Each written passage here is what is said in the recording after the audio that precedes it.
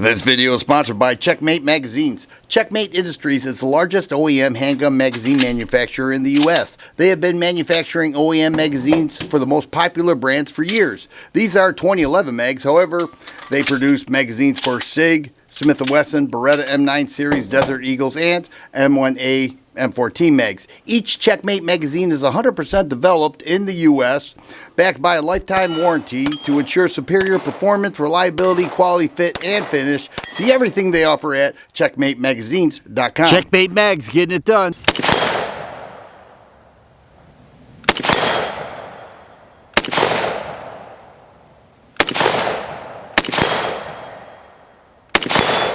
Hey there friends, thanks for checking in. Today we are looking at the new Ruger Mini 14. This is a beautiful rifle. It was introduced at SHOT Show 2025. I wasn't there this year, but when I saw the pictures of this and what they had coming, I said I have to get my hands on it. I had a Mini 14 for many years, sold it to a buddy, missed it, and then they came out with this, and I'm really happy to get my hands on it. Beautiful walnut furniture with a matte stainless stock and barrel all throughout. Very nice looking and shooting Mini 14. The stock is really interesting. The way they did this, I think, is very innovative. It has this button here, you just push it in, and you'll notice this bolt right here, and then there's a hole in the stock. Now, in order to lock it folded, you move that there, and this will go in, but it won't go in that hole, but you shut this and it locks it all up. So you can shoot it like this if you want or whatever, and then you just undo it, put it back in, lock that back into place. Super cool.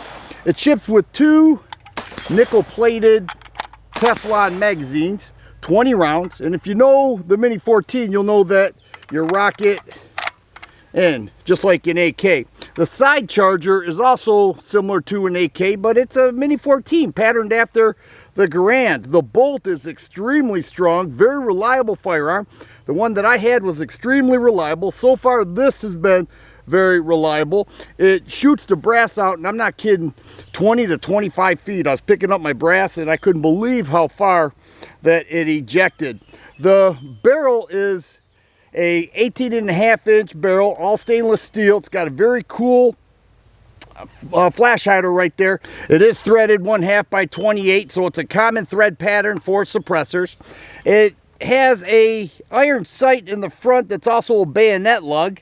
Very cool. It is serrated black. It has those ledges right there, and then a aperture in the back. It's a ghost ring rear sight, or you can go with an optic, and that's what I went with. Now, Ruger does provide the rings right here. Very cool setup system that Ruger gives you with their rifles. And this one I went with a Burris full field 3 to 12 power with a 42mm lens, and I'm very happy with the setup. It has 12 power, which gets you in there nice and close, and it's the 5th generation of this Burris, and the adjustments were super simple. Also has a heat shield right here, some sling mounts on the side, a molded grip that fits right in there. The safety is right there. It's pushed in right now. It's safe. The trigger won't do anything. You push it out and then it is live. Okay, it is in fire position. Easy to disassemble. I took my other one apart down to the bolts. Don't know if I'm going to do that yet with this. Now, the gas system is a fixed piston. It is self-cleaning, so it runs reliable. You don't have to clean it, I don't think, as much as other rifles, but I love what they got going on here. If you want to lock the bolt back, you could do so. There's a button right here. You just bring the bolt back and push that down, and then that'll lock the bolt back, all right, for easy cleaning. And, you know, you can run a bore brush through there, clean up some of the internals, but a very cool rifle. I sighted it in at 50 yards on paper, then moved back to 100 to see where I was at, and then I started hitting steel.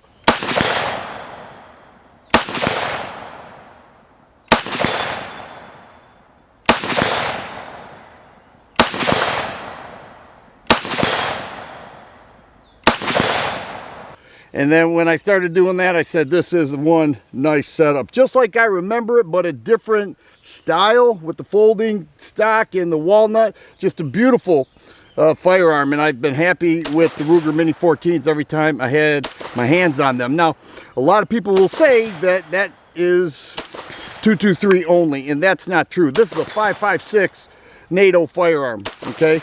Some of the early editions were 223 Remington only. This is 5.56 or 223, doesn't matter. It doesn't require you to have an optic. Now, if you do decide to go with the red dot, this top here is drilled and tapped, and they also give you a rail right there that has a cutout so it doesn't interfere with the ejection.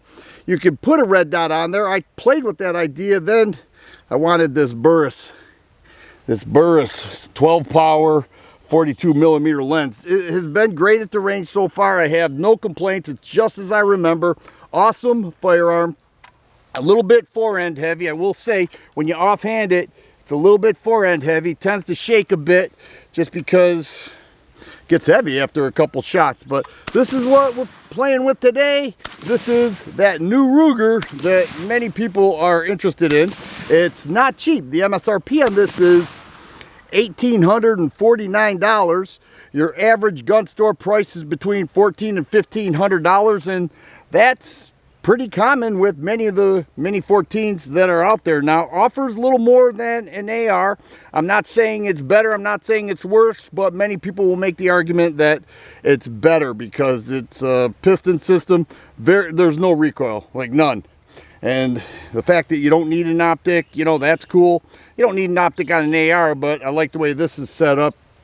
And if you want to go with a red dot or a scope like I did, you're good to go with this new Mini 14. Like the way this folder works, like the overall look of it, and then when you take it to the range, it all comes together for an excellent rifle that I plan to keep for a long time. If you like videos like this, please subscribe and share. I always appreciate thumbs up button. Thanks for watching, and you guys be safe.